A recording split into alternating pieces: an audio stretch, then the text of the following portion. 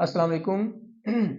आज हम डिस्कस करते हैं W.H. ऑर्डन की एक पोएम नाइट मेल को। असल में नाइट मेल की जो फुल पोएम है ये तो 53 लाइंस पे मुश्तमल है, जिसके अंदर 12 स्टेंजास हैं। लेकिन जो फर्स्ट ईयर का सिलेबस है उसमें नाइट मेल के सिर्फ 8 कपलेट्स ऐड किए गए हैं। कपलेट टू राइमिंग लाइंस के स्टेंजा को कपलेट कहते हैं। तो जो फर्स्ट ईयर में नाइट मेल की लाइंस ऐड की गई हैं सिलेबस में, वो सिर्फ 8 कपलेट हैं। दूसरे लफ्जों में 16 लाइंस टोटल स्ट्रेंथ है नाइट मेल की पोएम की, जो हम डिस्कस करने जा रहे हैं। सबसे पहले हम W.H. ऑर्डन की अगर बात करें तो 21 फेब को 1907 में पैदा हुए और 29 सितंबर 1973 को इनकी डेथ है। सबसे पहले हम इस पोएम की टेक्स्ट को डिस्कस करेंगे, उसके बाद जो फिगर ऑफ स्पीच यूज हुई हैं इस पोएम के अंदर उनको देखते हैं। तो स्टार्ट करते हैं ट्रांसलेशन के लिए। This is the night mail crossing the border. ये डाक गाड़ी है जो सरहद को अबूर कर रही है। बॉर्डर से मुराद सरहद है, क्रॉसिंग अबूर करना नाइट मेल डाक गाड़ी के लिए यूज किया गया है। This is the night mail. Second line है bringing the cheque and the postal order. ये क्या ला रही है? चेक लेकर आ रही है और पोस्टल ऑर्डर लेकर आ रही है, मतलब मनी ऑर्डर लेकर आ रही है।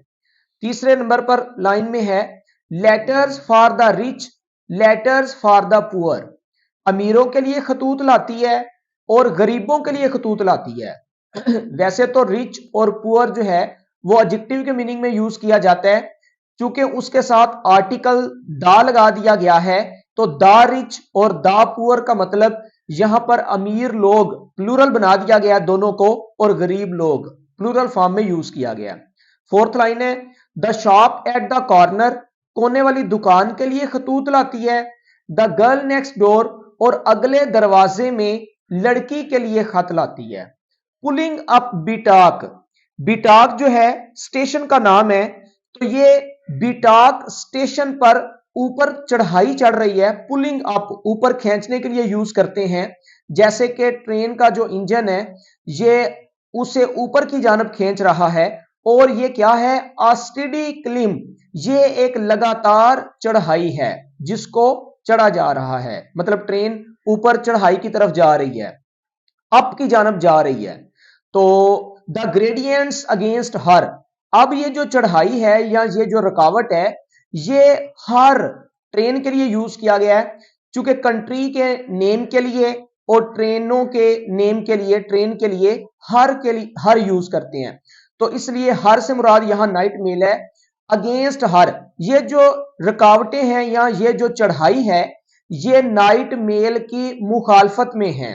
But she is on time, लेकिन ये वक्त पर पहुंचती है। नाइट मेल, शी से मुराद नाइट मेल। पास कॉटन ग्रास, ये कपास के खेतों से गुजरती है।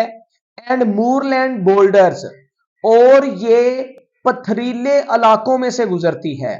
मूरलैंड बोल्डर से मुराद वो वाले पत्थर जहां पर मौसम ने अपनी शिकिस्त और रीख्त की हो, उस इलाके में पाए जाने वाले पत्थरों की तरफ, स्टोन्स की तरफ इशारा है।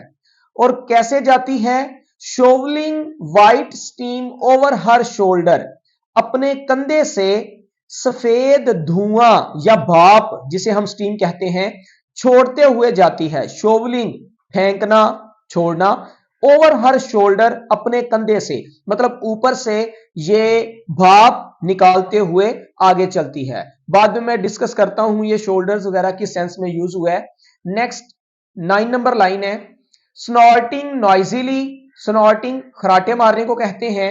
नॉइजिली पुरशोर अंदाज में। एज शी पासिस, जब ये गुजरती है, जब ये गुजरती है तो बड़े पुरशोर अंदाज में फुनकारते हुए जाती है।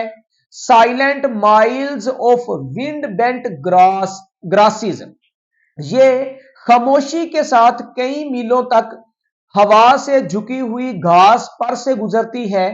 चूंकि ट्रेन जो है कभी खामोश इलाकों में से गुजरती है और कभी हसल एंड बसल वाले इलाकों में से गुजरती है, कभी सहराओं में से गुजरती है और कभी दश्त में से गुजरती है, कभी जंगलात में से गुजरती है, कभी बागात में से गुजरती है, कभी पथरीले इलाकों में से गुजरती है। तो यहां पर साइलेंट से मुराद जहां लोगों का शोर बहुत कम है, इसलिए हवा से झुकी हुई जो घास है, घास जब लंबी हो जाती है तो वो हवा के जरिए झुक जाती है, तो वहां से कई मील खामोशी के साथ सफर कर जाती है। Birds turn their heads as she approaches, जो ही वो आती है तो परिंदे घोंसलों में अपने सरों को फेरते हैं। स्टेयर फ्रॉम बुशेस, झाड़ियों से वो देखते हैं। स्टेयर का मतलब होता है लुक, देखना। At her blank faced coaches, इसके खाली डिब्बों की तरफ। कोचेस डब्बों के लिए यूज करते हैं, ट्रेन के डब्बे।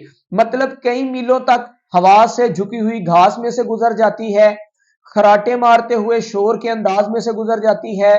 परिंदे अपने सरों को मोड़ते हैं जब ये शोर करते गुजरती है, और वो झाड़ियों में बैठे इसके खाली डिब्बों को तकते रहते हैं।